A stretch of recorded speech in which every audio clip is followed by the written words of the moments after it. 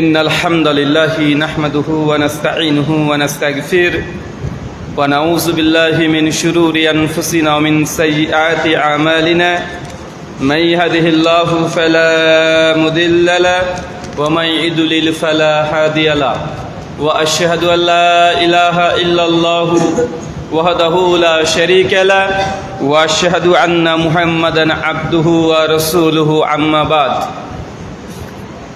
فإن خير الحديث كتاب الله وخير الهدي هدي محمد صلى الله عليه وسلم وشر الأمور محدثاتها وكل محدثة بدعة وكل بدعة ضلالة وكل ضلالة في النار أعوذ بالله السميع العليم من الشيطان الرجيم من همزه ونفخه ونفسه يا أيها الناس اتقوا ربكم الذي خلقكم من نفس واحدة وخلق منها زوجها وبث منهما رجالا كثيرا ونساء واتقوا الله الذي تساءلون به والأرحام إن الله كان عليكم رقيبا يا أيها الذين آمنوا اتقوا الله وقولوا قولا سديدا يصلح لكم أعمالكم يغفر لكم ذنوبكم ومن يطع الله ورسوله فقد فاز فوزا عظيما قال رب اشرح لي صدري ويسر لي أمري واحلل عقدة من لساني يفقهوا قولي রব্বি জিদনি ইলমা প্রশংসা সেই মহান সত্তা আল্লাহ সুবহানাহু ওয়া তাআলার জন্য, যিনি আমাদের সৃষ্টি করেছেন। শুধুই সৃষ্টি করেননি, এই পৃথিবীতে সহস্র কোটি মাখলুকাত সৃষ্টি করার পরেও যিনি আমাদের এই মানব জাতিকে সর্বশ্রেষ্ঠ জাতি, সর্বশ্রেষ্ঠ মাখলুকাত এবং সর্বশ্রেষ্ঠ নবী মুহাম্মদে আরবি সাল্লাল্লাহু আলাইহি ওয়াসাল্লামের উম্মত হিসেবে প্রেরণ করেছেন, সেই মহান সত্তা আল্লাহ সুবহানাহু ওয়া তাআলার সংক্ষিপ্ত শুকরে সুজুদ আদায় করি তার নিজেরই শেখানো ভাষা দিয়ে। সকলে এক বাক্যে পড়ি আলহামদুলিল্লাহ। সম্মানিত সুধী, আজকের এই ইলমি ও ইসলাহি মাজালিসের চতুর্থ দিন। আমাদের মূলত জলঙ্গি ব্লক, ইসলামপুর ব্লক এবং ডোমকুল ব্লকের বেশ কিছু মসজিদকে আমরা লক্ষ্য করেই আমাদের নিজেদের তত্ত্বাবধানেই এবং নিজেদের উদ্যোগেই এলাকাতে যেসব জায়গায় আহলুল হাদিস সালাফি মানহাজের মসজিদ এর প্রাণকেন্দ্র এক একটা গ্রামের, আমরা সেই সব জায়গাতে স্বেচ্ছায় আপনাদের কাছে এসেছি। আজকে আমাদের উদ্দেশ্য এটাই যে আপনাদের কাছে অন্ততপক্ষে একটা দিন হলেও যেন কোরআনুল করিম এবং হাদিসে মুবারাকা থেকে কিছু জিনিস আমরা আপনাদের কাছ পর্যন্ত পৌঁছাতে পারি। এই ব্যতীত আমাদের কোনো দুনিয়াবি কোনো স্বার্থ নেই, দুনিয়াবি কোনো উদ্দেশ্য বা দুনিয়াতে আমরা কিছু পাবো এমন কিছু উদ্দেশ্য নেই। আমি এই জন্য বলছি, কারণ অনেক মানুষের মধ্যে প্রশ্ন এটাই, আপনারা দীর্ঘদিন ধরে আমাদের সঙ্গে যোগাযোগ করছেন বিভিন্ন জায়গাতে প্রোগ্রামের জন্য, মাহফিলের জন্য, আমরা আসতে পারছি না, কিন্তু আবার আমরা নিজেরা স্বেচ্ছায় আপনাদের কাছে এসেছি। আলহামদুলিল্লাহ, আপনাদের অত্র অঞ্চলের মানুষ আপনারা সাড়া দিয়েছেন। আল্লাহ সুবহানাহু ওয়া তাআলা আপনাদের প্রত্যেকের নেক নিয়াত এবং নেক আমলগুলোকে কবুল করে নিক, পড়ি আমিন। অনেকে মনে করতে পারেন যে হঠাৎ করে কি ব্যাপার, আমরা নিজেদের স্বেচ্ছায় আপনাদের কাছে আসলাম। নিঃসন্দেহে আমাদের কোনো নিজেদের স্বার্থ আছে। মানুষ কি স্বার্থের একটা ধাপে এগিয়ে যায়? তা তো নয়। তো নিঃসন্দেহে একসঙ্গে তিনজন আলোচক এসেছে। শাহিনুর রহমান, বাপরে বাপ, গোটা পশ্চিমবাংলা বিখ্যাত। রুহুল আমিন ভাই আসছেন, খালিদ ইমরান মুকুল ভাই আসছেন। তারপরে তাদের সেটআপ, ক্যামেরা থেকে শুরু করে, পেছনে ব্যাকগ্রাউন্ড থেকে শুরু করে, লাইটিং সিস্টেম, ক্যামেরা, সব কিছু নিজেদেরই। তো নিঃসন্দেহে মানে এদের বড় কোনো উদ্দেশ্য আছে বা লাভ হবে এমন কিছু আছে না, যে মানুষকে আর এমনি আসে নিজের পকেটের টাকা খরচ করে। অনেকেরই প্রশ্ন এটাই। মনে রাখবেন, আমরা যদি কোনো দুনিয়াবি উদ্দেশ্যে আসতাম, হতে পারে যে আমাদের কোনো মাদ্রাসা আছে, সে মাদ্রাসার প্রচারে আপনাদের কাছে আসলাম, যে একটা ফ্রিতে প্রোগ্রাম করলাম, প্রোগ্রাম করে শেষে বলে দিলাম, ভাইজান আমাদের মাদ্রাসা আছে, নতুন মাদ্রাসা খুলেছি, আপনাদের সোনামণি ছেলেদেরকে দিয়ে আমাদের মাদ্রাসাতে দেবেন। যদি আমরা এমন কথা বলতাম, তাহলে আমাদের একটা উদ্দেশ্য ছিল কি, মাদ্রাসায় ছাত্র নিয়ে যাওয়া, আমাদের মাদ্রাসাকে প্রমোট করা। কিন্তু আমাদের তিনজনের কারো মাদ্রাসাও নাই, বা কোনো প্রতিষ্ঠান নেই, বা কোনো তেমন কোনো বিজনেস নেই যাটাকে প্রচার পাবলিসিটি করার জন্য আপনাদের কাছে এসেছি, এমনটা নয়। বা আমাদের আলোচক অলরেডি দুইজন আলোচনা শুনে নিয়েছেন আপনারা, তাতে থেকে এটা স্পষ্ট হয়ে গেছে যে আমরা কোনো নির্দিষ্ট কোনো ব্যক্তি বা নির্দিষ্ট কোনো উদ্দেশ্যে আপনাদের কাছে ডাকতেও আসেনি। আমাদের আশা সম্পূর্ণ ইলমি মাজলিস, কোরআনুল করিম এবং হাদিসে মুবারাকা থেকে যেন আপনারা একটা হাদিসও যেন শুনতে পারেন, এবং শুনে সে অনুযায়ী যদি আজকে আমল করেন, তাহলে এটা আমাদের সার্থকতা। আল্লাহ সুবহানাহু ওয়া তাআলা আজকের এই আয়োজক কর্তৃপক্ষ যারা আছেন, যারা সার্বিক দিক দিয়ে সাহায্য এবং সহযোগিতা করেছেন, শ্রম দিয়েছেন, আল্লাহ সুবহানাহু ওয়া তাআলা তুমি তাদের প্রত্যেকের নেকি নিয়াত এবং নেক আমলগুলোকে কবুল করে নাও, আমিন। আমাদের মধ্যে যারা অসুস্থ আছে, আল্লাহ সুবহানাহু ওয়া তাআলা তুমি আর শাফি, তুমি সুস্থতা দানকারী, আমাদের প্রত্যেককে তুমি সুস্থতা দান করে সকলে বলি আমিন। সম্মানিত সুধী, আমি আলোচনা কিছুই করব না, জাস্ট দুই একটা পয়েন্টে আপনাদের সঙ্গে কথা বলবো।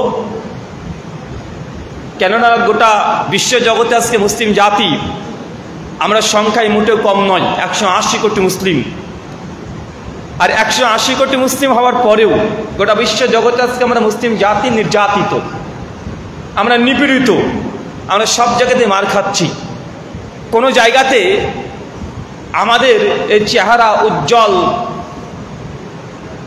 অথবা গোটা বিশ্ব জগতে মুসলিম জাতির যা প্রেক্ষাপট, বর্তমান প্রেক্ষাপটে দেখা যাচ্ছে মুসলিম জাতির সব দিক দিয়েই আজকে চতুর্দিক থেকে তারা নিচু থেকে নিচু স্তরে তো তারা চলে যাচ্ছে, এটা নিয়ে কোনো সন্দেহ আছে?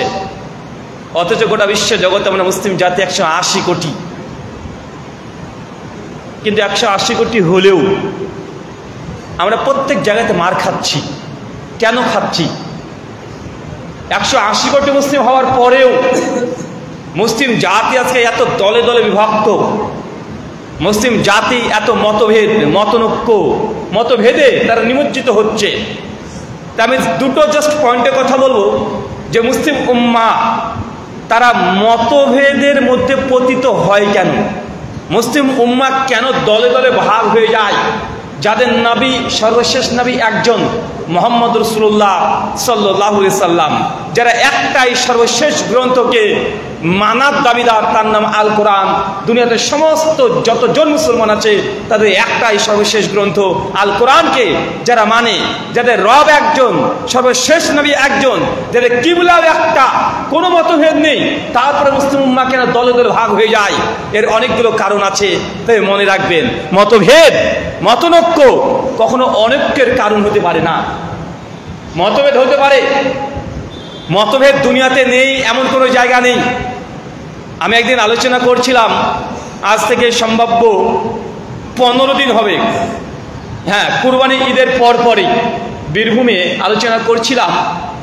তো আলোচনার মাঝখানে একজন ব্যক্তি এসে বলছে যে রুহুল আমিন ভাই, আপনি মতভেদী বিষয়গুলো নিয়ে কথা বলবেন না, মতভেদী বিষয়গুলোকে বাদ দিয়ে আপনি কথা বলবেন।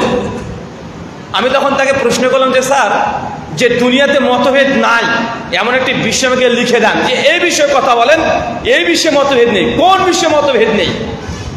কেউ কি দেখাতে পারেন, প্রমাণ পেশ করতে পারবেন যে এই জিনিসটার মধ্যে কোনো মতভেদ নেই?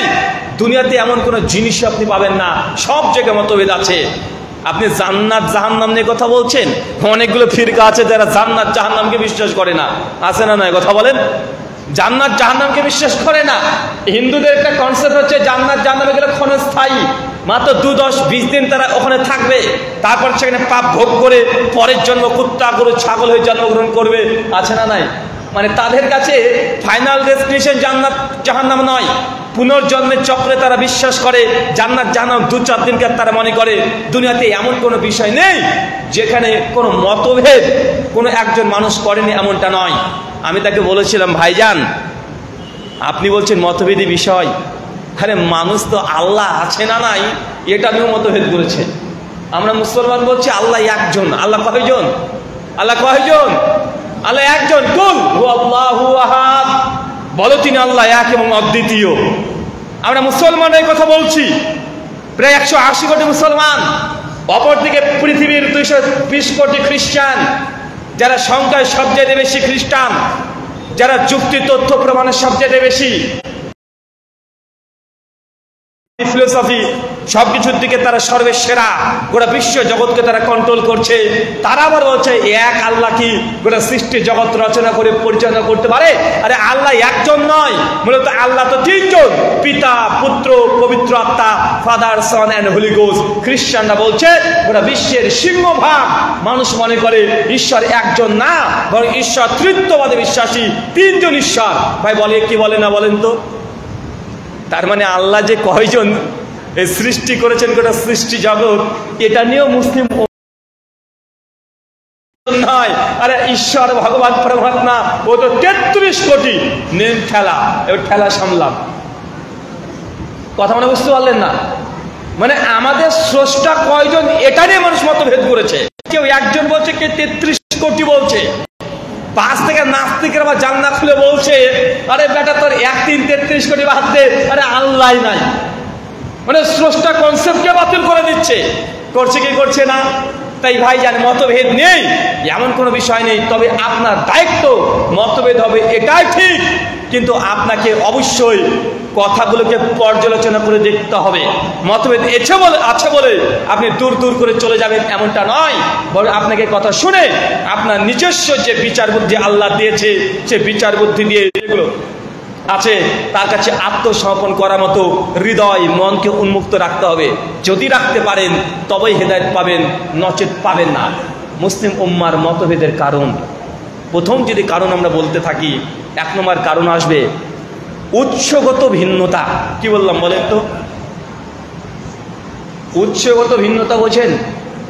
উৎসগত ভিন্নতা মানে ইসলাম আমরা মানব কি দিয়ে মানব, কিভাবে মানব, এই পদ্ধতি মানতে গিয়েই উম্মার মধ্যে মতভেদ তৈরি হয়েছে। কেন একজন বলছে যে আমি ইসলাম মানতে চাই, তবে ইসলাম মানার জন্য আমাদের নিকটে দলিল হচ্ছে 4টে, 1 কোরআনুল কারীম, হাদিস, ইজমা, কিয়াস। আরেকজন বলছে যে না না না না না, আমাদের কাছে মূলত দলিল হচ্ছে 2টা, একটা কোরআন, একটা সহিহ হাদিস। আরেকজন ওটা বলছে যে হাদিস টাদিস বাবা মানা যাবে না, হাদিস মানতে গেলে যত নষ্টের গোড়া হাদিস থেকে শুরু হয়েছে, আমরা তাই কোরআন মানি, হাদিসও মানি না। ভাই এরকম মতভেদ আছে না নাই? একজন বলছে 4টে মানি, একজন বলছে 2টা মানি, আর একজন বলছে 1টা মানি। এখন উৎসই যদি মত পার্থক্য হয়ে যায় ভাই, নিচে এর শাখা প্রশাখায় মতভেদ দেখা দেবে কি দেবে না? অবশ্যই দেখা দেবে। কেউ বলছে যে আমরা কোরআন হাদিস ইজমা কিয়াস মানি, ওই ব্যক্তির বাবা মারা গেছে, 40 খানা দিচ্ছে, তার সঙ্গে আপনার মতভেদ কোথায়, মতনৈক্য কোথায়? তাকে বলেন বাবা ভাই বাপ যে মারা গেল 40 খানা দিচ্ছেন, কেন দিচ্ছেন? দলিল কি? এটা কি কোরআনে আছে?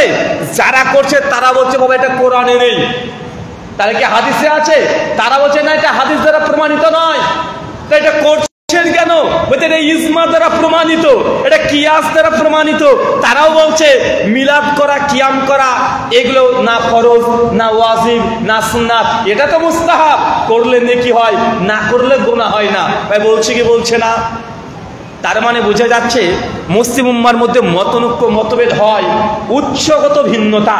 যেন আপনি বলছেন যে ভাইজান কোরআন হাদিস থেকে যা আছে আমরা সেগুলোকে মানব, ইজমা কিয়াস এটা যদি কোরআন সুন্নাহর পরিপন্থী হয়ে যায় এটা মানার দরকার নেই। কিন্তু কিছু কিছু মানুষের দাবি না, আমাদের দলিল চারটে, কোরআনে নেই হাদিসে নেই, তো কি হয়েছে, ইজমাতে আছে কিয়াসে আছে। এখন বলেন তো মতভেদ হবে কি হবে না? হবে কি হবে না? উৎসগত ভিন্নতা। যতক্ষণ পর্যন্ত মুসলিম উম্মাহ মূল উৎসকে ফাইনাল করতে না পারছে যে আমরা ইসলামটা মানবো কোথা থেকে, ততক্ষণ পর্যন্ত মতভেদ এটা থাকবেই। এটাকে বন্ধ করতে আপনি কখনো পারবেন না। আমরা যখন ক্লাস 7-এ পড়তাম, খুব ভালো মনে পড়ে, তখন আমরা পড়েছিলাম যে গঙ্গা নদীর জল এটা খুব পবিত্র এবং খাঁটি। এখন ইতিহাসের বই, জীবন বিজ্ঞান, ভৌত বিজ্ঞান, সমাজবিদ্যা, পরিবেশবিদ্যা আপনারাও পড়ছেন যে গঙ্গার জল পবিত্র এবং খাঁটি, আমরা সবাই জানি।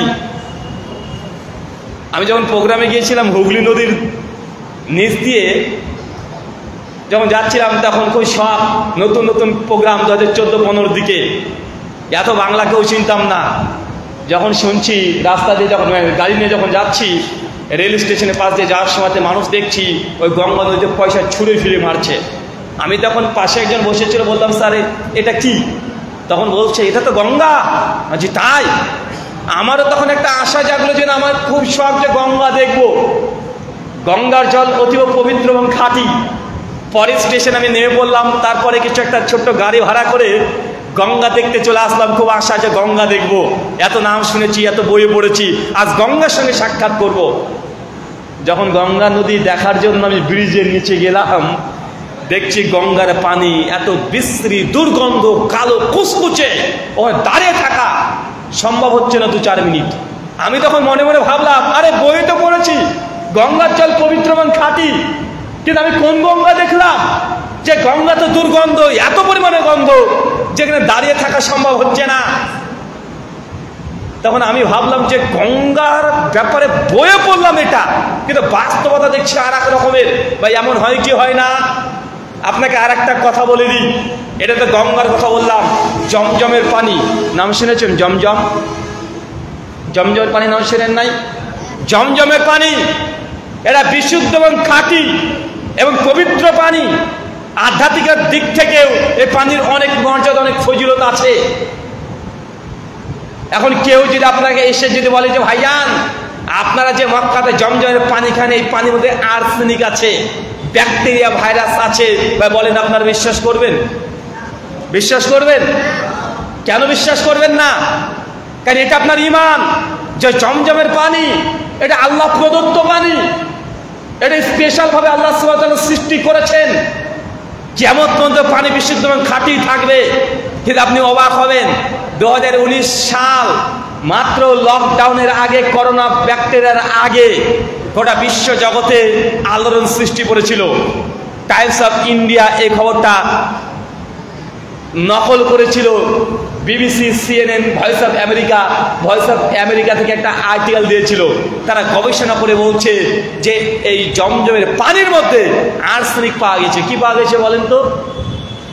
কথা মানে বুঝতে পারছেন না? কানাডার বেশ কিছু গবেষক যারা বিভিন্ন পানি নিয়ে গবেষণা করে, কারণ পানির তো এক এক রকমের নয়, সমুদ্রের পানি এক ধরনের হয়, এক এক সমুদ্রে এক এক রকমের পানি, নদীর পানি আর এক রকমের হয়, কুয়ার পানি আর এক রকমের হয়, টিউবওয়েলের পানি আর এক রকমের হয়। তো তাদের গবেষণা হচ্ছে বিভিন্ন জগতের পানি নিয়ে। তো তারা শুনেছে জমজমের পানি পবিত্র এবং খাঁটি, তো তারা জমজমের পানিকে নিয়ে গবেষণা করেছে। আর্সেনিক পাওয়া গিয়েছে। যখন এই খবর ছাপিয়েছে আমেরিকান টাইমস, সঙ্গে সঙ্গে গোটা বিশ্ব জগতে মুসলিম জাতি সোচ্চার হয়ে গেল। আরে বলে কি, আরে জমজমের পানি মানে মুসলমানদের ঈমানের সঙ্গে জড়িত, মুসলমানদের আবেগের সঙ্গে জড়িত। এই পানির মধ্যে জিন্দেগিতে কোনো ব্যাকটেরিয়া ভাইরাস থাকতে পারে না। মুসলিম গোটা বিশ্ব তারা একদম হাহাকার করতে শুরু করেছে। অনেক মানুষের তো ঈমান দুর্বল হয়ে গেছে, যে পানিকে আমরা খাঁটি মনে করি। বিজ্ঞান বলছে সেই পানির মধ্যে আজকে ব্যাকটেরিয়া আছে, ভাইরাস। আপনি এই খবরগুলো শুনেননি, আপনি তো আপনার পাশের বাড়ির খবরটাও ঠিক মতো জানেন না। তা আপনি আন্তর্জাতিক খবর রাখবেন কিভাবে? এখন গুগল মামুকে জাস্ট লিখে দেন জমজমের পানি এই বিষয়ের উপরে, অনেকগুলো আর্টিকেল চলে আসবে। আর চ্যাট জিপিটি হাফেজাহুল্লাহ ও তো আছেই, একদম তথ্য এবং সব আপনাকে দিয়ে দিবে। আশ্চর্য যে জমজমের পানিতে ব্যাকটেরিয়া ভাইরাস পাওয়া গিয়েছে। সৌদি আরবের তখন যারা জমজমের দায়িত্বে আছে জমজমের পানির সরকারি দপ্তর থেকে, তারাও অবাক, বলে কি যে জমজমের পানিতে আর্সেনিক ব্যাকটেরিয়া হতেই পারে না। সঙ্গে সঙ্গে সৌদি আরব এমবিসি থেকে ফোন, কানাডাতে ফোন করে তখন বলছেন যে আপনারা যে জমজমের পানি নিয়ে আপনারা পরীক্ষা করেছেন সেই ফরেন্সিক পেপার আমাদের কাছে পেশ করেন তাড়াতাড়ি, কারণ আপনারা যে নিউজ ছাপিয়েছেন এটা গোটা মুসলিম বিশ্বে এই নিউজে তারা আঘাতপ্রাপ্ত হয়েছে, দ্রুত আপনাদের রিপোর্ট আমাদের কাছে মেল করেন। সঙ্গে সঙ্গে কানাডা অফিস থেকে তারাও মেল করেছে সৌদি আরবে। তারা সঙ্গে সঙ্গে রিপোর্ট দেখে তারা ভেরিফাই করছে সৌদি আরব বসে বসে। যা জমজমের দায়িত্বশীল তারাও অবাক, তারা দেখছে সত্যিই তো জমজমের পানির মধ্যে আর্সেনিক ব্যাকটেরিয়া পাওয়া গিয়েছে। অবাক, দিনের পর দিন গবেষণা চলছে। কি অবাক, পানির মধ্যে আর্সেনিক থাকতে পারে, থাকে কিভাবে? অসম্ভব। 3 থেকে 4 দিন পর সৌদি আরবের একজনই ওই গবেষণা কেন্দ্রে যখন বসিয়েছিল তাদের একজন তখন বলছে, এক কাজ করেন, আমরা তো বুঝলাম যে এই রিপোর্টের মধ্যে কোনো ভুল নেই, রিপোর্ট তো ঠিকই আছে। আসলে কানাডার যে গবেষকরা গবেষণাগারে জমজমের পানিকে নিয়ে পরীক্ষা করেছে, এই জমজমের পানি তারা পেল কোথায়? কোথায় পেল? দ্রুত খোঁজ নেন। সঙ্গে সঙ্গে ওদেরকে ফোন করেছে, সৌদি আরব থেকে ফোন চলে গেছে তাদের কাছে কানাডায়, হয়তো স্যার আপনারা যে জমজমের পানি নিয়ে পরীক্ষা করলেন এই জমজমের পানি পেলেন কোথায়? ওরা তখন বলছে যে স্যার আমাদের কানাডার একটা মসজিদ, জামি মসজিদের সামনে দোকান আছে, ওই দোকানে ওই বোতলে করে জমজমের পানি বিক্রি হচ্ছিল, ওই দোকান থেকে এই পানি কিনে এনে আমরা পরীক্ষা করেছি, পরীক্ষা করে দেখছি জমজমের পানির মধ্যে আর্সেনিক আছে। চিন্তা করেন এবার ডাল মে কুছ কালা है, কালা নেই है বলকি পুরা ডাল হি কালা है। সৌদি আরবের তখন জমজমের দায়িত্বশীল যেসব গবেষকরা আছে তাদের বুঝতে আর বাকি রইল না। মানুষও তখন বুঝে দিল যে আসলে জমজমের পানিতে ব্যাকটেরিয়া নেই রে বাবা। আসলে কোনো এক দোকান থেকে কানাডা হাই ওই বোতল, যা দীর্ঘদিন ধরে বোতলে ছিল জমজমের পানি, আর ওই পানি যে আসলে জমজমের খাঁটি পানি, দোকানদার কোনো নর্মাল পানি, মিনারেল ওয়াটার, জেনারেল ওয়াটার ঢোকায়নি, এর কোনো নিশ্চয়তা নাই। সঙ্গে সঙ্গে জমজম সৌদি আরব থেকে তারা একটা স্যাম্পল স্বরূপ জমজমের পানি তারা প্রেরণ করলেন তাদের কাছে কানাডায়। যান, আমরা যে পানিটা পাঠাচ্ছি সরকারিভাবে, এই পানিকে পরীক্ষা করে আপনার রিপোর্ট পেশ করেন।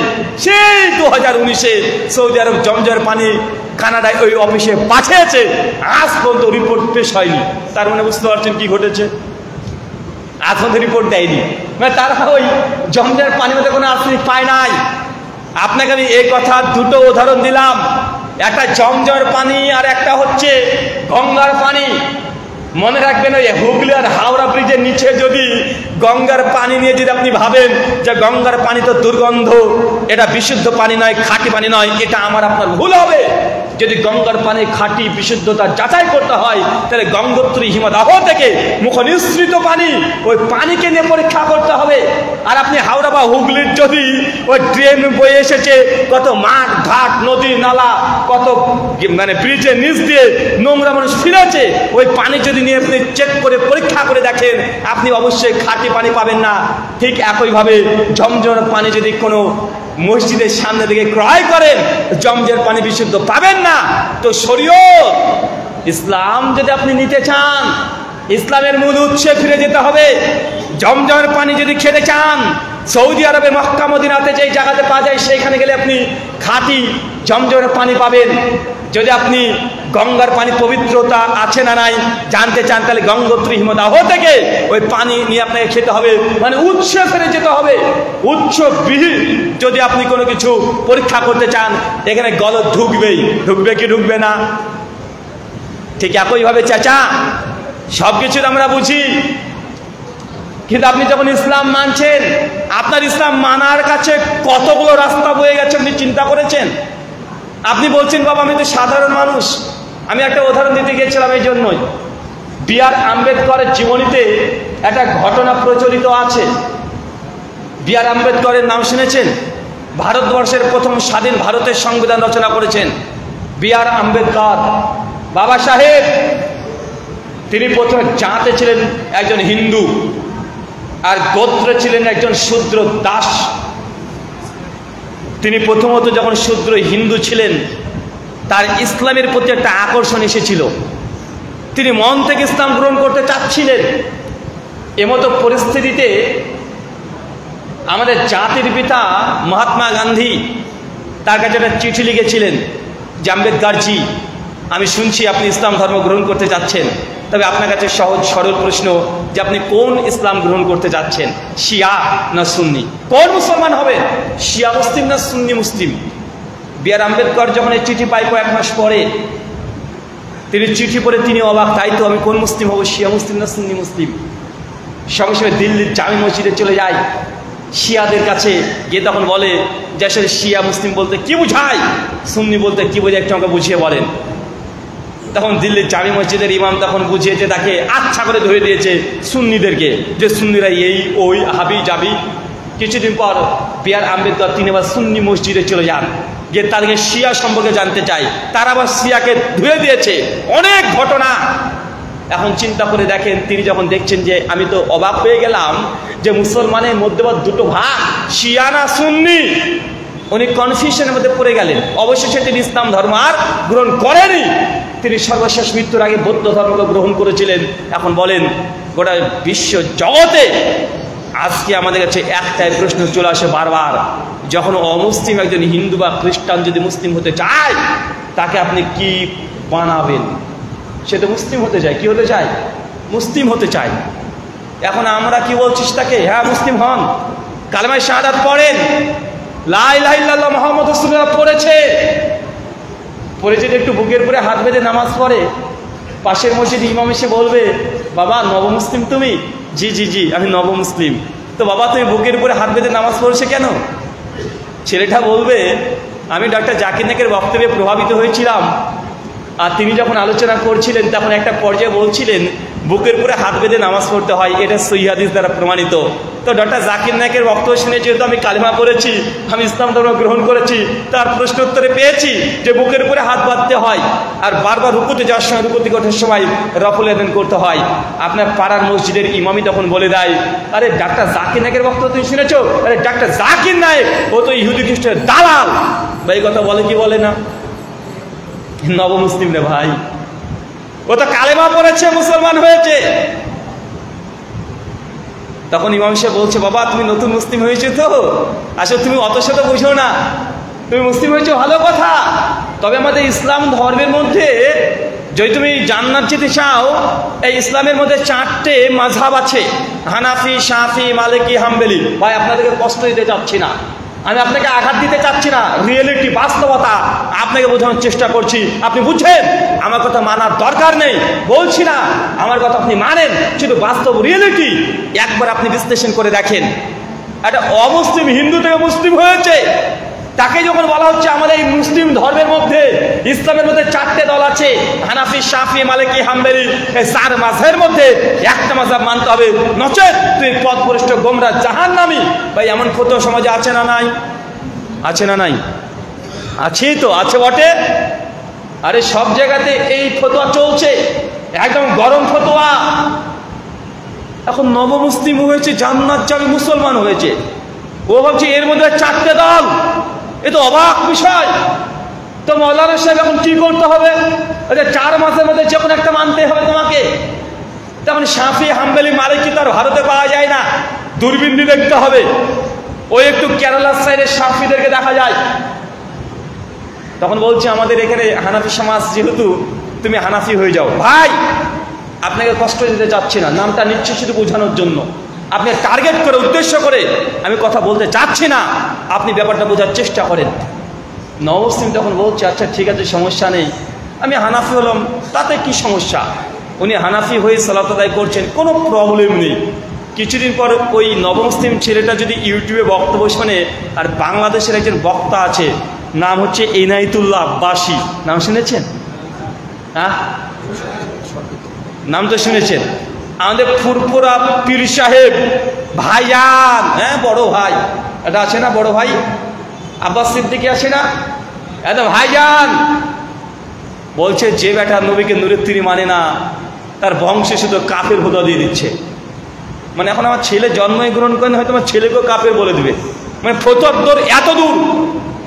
আবার অনেক গরম গরম ফতোয়া এটাও পাওয়া যাচ্ছে, বলছে যারা নবীকে মাটির তৈরি বিশ্বাস করে, তাদের জমিতে যদি কোনো সুন্নিদের যদি ছাগল যদি চলে যায়, আর সেই ছাগল যদি এই ওয়াহাবি লামাজাবিদের যদি ধান খায়, ধান খাওয়ার ফলে যদি পেটে দুধ হয়, ওই দুধ এদের সুন্নি খাওয়া হারাম।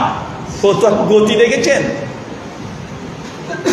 কত বড় গতি দেখেছেন ভাই, কষ্ট দিতে চাচ্ছি না, তাহলে বাস্তব রিয়েলিটি আপনাকে মানতে হবে, এটা চলছে। বলতে এর সময় বিয়ে হারাম, ওকে সালাম দেওয়া হারাম, ভাই সমাজে আছে না নাই? আছে এগুলো। আপনাকে আমি এটা বুঝাচ্ছি যে একজন নবমুসলিম সে যদি মুসলিম হতে চায়, এখন বলেন তো এই বেচারা কি করবে? প্রথমে বলবে যে ভাই তুমি মুসলমান হয়ে কালেমা পড়ে, তারপরে বলো তুমি হানাফি হও। হানাফি ভাইদের মধ্যে দুটো ভাগ হয়ে গেছে, একটা হানাফি দেওবন্দি, একজন বেরলবি, আছে না নাই কথা বলেন? দেওবন্দিরা বেরলবিকে পথভ্রষ্ট বলছে, বেরলবিরা দেওবন্দিকে কাফের ফতোয়া দিচ্ছে। এখন এই নবমুসলিম বলছে আরে আমি তো দেওবন্দি হানাফি হয়ে গেলাম, কিন্তু বেরলবি হানাফি তারা বলছে তোরা দেওবন্দি মানে দেওবাগ, তোরা শয়তানের বাচ্চা, শয়তানের জাল, তোরা জাহান্নামে যাবি। ভাই বলছে কি বলছে না? আহলে হাদিসকে দূরে রাখেন, ভুলে যান তাদের কথা, আমাদের কথা ভুলে যান। কিন্তু এক হানাফি ভাইদের মধ্যেও মসজিদের মধ্যে ঐক্য আছে, কথা বলেন? মসজিদের মধ্যে ঐক্য আছে? নেই। মুসলিম উম্মার মতভেদের কারণ উৎসগত ভিন্নতা। কি বললাম? উৎসগত ভিন্নতা। যদি জমজমের খাঁটি পানি খেতে চান, কানাডার মসজিদের সামনে কিনে খেলে হবে না, সৌদি আরব মূল উৎসে ফিরে যেতে হবে। যদি আপনি ইসলামের বিশুদ্ধ ইসলাম পেতে চান, তাহলে আপনাকে কোরআনুল কারীম এবং হাদিসে মুবারাকাতে ফিরে যেতে হবে। দুনিয়াতে কোন মানুষ কি বললো, কে কি করলো, এটা আপনার দেখা দরকার নেই। আল্লাহ সুবহানাহু ওয়া তাআলা এমনটাই বলছে সূরা নিসা 4 অনুসার, ইয়া আইয়ুহাল্লাযিনা আমানু, হে বিশ্বাসীগণ, আতিউল্লাহ, আল্লাহর আনুগত্য করো, ওয়া আতিউ রাসূল, রাসূলের অনুসরণ করো, ওয়া উলিল আমরি মিনকুম, এবং তোমাদের মধ্যে বড় যারা আছে, আলেম ওলামা পীর ফকিহ মাশায়েখ মুস্তাহিদ ইমাম যারা আছে, তাদেরও আনুগত্য করো। আল্লাহ তারপরে বলছে যদি আনুগত্য করতে গিয়ে, আলেমদের আনুগত্য করতে গিয়ে মতভেদ ফাইন তানাজা, যদি কোনো তানাজা চলে আসে, মতভেদ মতনৈক্য হয়ে যায় আলেমদের মধ্যে, আলেমদের এক আলেম বলছে নবী নূরের তৈরি, আর এক আলেম বলছে নবী মাটির তৈরি, দুজনকে কাফের ফতোয়া দিচ্ছে। আল্লাহ বলছেন যদি আলেমদের মধ্যে মতভেদ আসে, ফাইন তানাজাতুম ফি শাইইন ফারুদ্দুহু ইলাল্লাহি ওয়া রাসূল, তাহলে আবারও তোমরা ফিরে যাও প্রথম উৎস, ওই যে উৎস, এক কোরআন দুই হাদিসের দিকে। কথা কি ক্লিয়ার না ভেজাল আছে? কথা বুঝতে পারলেন না? আল্লাহ সুবহানাহু ওয়া তাআলা নিজেই আমাদেরকে শিখিয়ে দিচ্ছে, আল্লাহকে মানো, নবীকে মানো, হুজুরকেও মানো। হুজুরকে মানার কথা কোরআনে আছে। উলিল আমরি মিনকুম, বিশুদ্ধ তাফসীর অনুবাদ করলে হবে তোমাদের মধ্যে বড় হুজুরকে মানো, বড় পীর সাহেবকে মানো, বড় ইমামকে মানো, বড় মুফাসসিরকে মানো, বড় খলিফাকে মানো, সবগুলো ঠিক। কিন্তু আল্লাহ কেন শর্ত বেঁধে দিয়েছে, হ্যাঁ ওই পীরকে মানবা, হুজুরকে মানবা, খেজুরকে মানবা, যা আছে সব মানো। কতক্ষণ? যতক্ষণ হুজুরের সঙ্গে হুজুরের মতভেদ আসছে না ততক্ষণ মানো। যখনই মতভেদ চলে আসবে আবার সে প্রথম উৎস, ওই যে তোমাকে ফিরে যেতে হবে। যদি গঙ্গার পানি খেতে যান তাহলে ওই গঙ্গোত্রী হিমালয় হতে চলে যেতে হবে। জমজমের পানি যদি খেতে হয় তাহলে মক্কা মদিনাতে ফিরে যেতে হবে। যদি ইসলাম মানতে চান আপনাকে আবার কোরআনুল কারীম হাদিসে ফিরে যেতে হবে। তারাক্তু ফিকুম আমরাইন লান তাজিল্লু তামাসসাকতুম বিহিমা, কিতাব আল্লাহি ওয়া সুন্নাতে রাসূলি। আমি তোমাদের মধ্যে দুটো জিনিসকে ছেড়ে গেলাম, যদি তোমরা আঁকড়ে ধরে থাকতে পারো, একদম আঁকড়ে ধরে রাখতে পারো, তাহলে তোমাদের মধ্যে কোনো মতভেদ হবে না, মতভেদ হবে না কি করলে? যদি কোরআন আর হাদিসকে একদম মারি দাঁত দিয়ে আঁকড়ে ধরে রাখতে পারেন, তাহলে উম্মার মধ্যে মতভেদ হবে না। কিন্তু সমাজে হুজুর বলছে কোরআন হাদিস মানবি, হ্যাঁ কোরআন হাদিস মানলে তোরা পথভ্রষ্ট গোমরাহ হয়ে যাবি। নবী বলছে কোরআন হাদিস মানলে পথভ্রষ্ট গোমরাহ হবে না, হুজুরও বলছে কোরআন হাদিস মানলেই পথভ্রষ্ট গোমরাহ হবি। ভাই বলছে কি বলছে না? আল্লাহ সুবহানাহু ওয়া তাআলা তুমি আমাকে সহজের আলোচনা শুনছেন, তাদের প্রত্যেকে তুমি হেদায়েতে কামেলা দান করে সকলে বলি আমিন। যৎসামান্য প্রশ্ন উত্তর।